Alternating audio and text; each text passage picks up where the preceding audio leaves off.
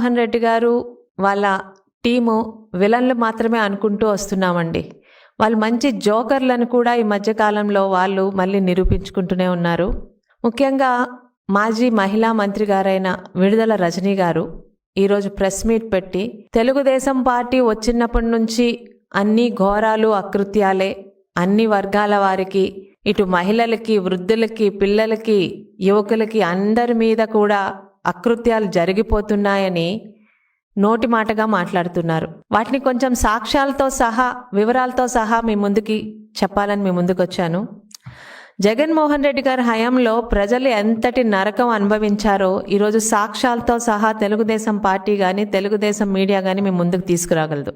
కేంద్ర సంస్థ ఎన్సీఆర్బీ 2023లో సంవత్సరానికి విడుదల చేసిన నివేదిక ఒక్కసారి గూగుల్లో తెప్పించుకుంటే ఎవరి సాక్ష్యాలు మనకు అక్కర్లేదు. జగన్మోహన్ రెడ్డి గారి హయాంలో ఆంధ్ర రాష్ట్రంలోని నేరాలు, ఘోరాలు ఎంత హైయెస్ట్ పీక్ స్టేజ్కి వెళ్ళాయో ఒక్కసారి ఆ నివేదికే మనకి తెలియపరుస్తుంది.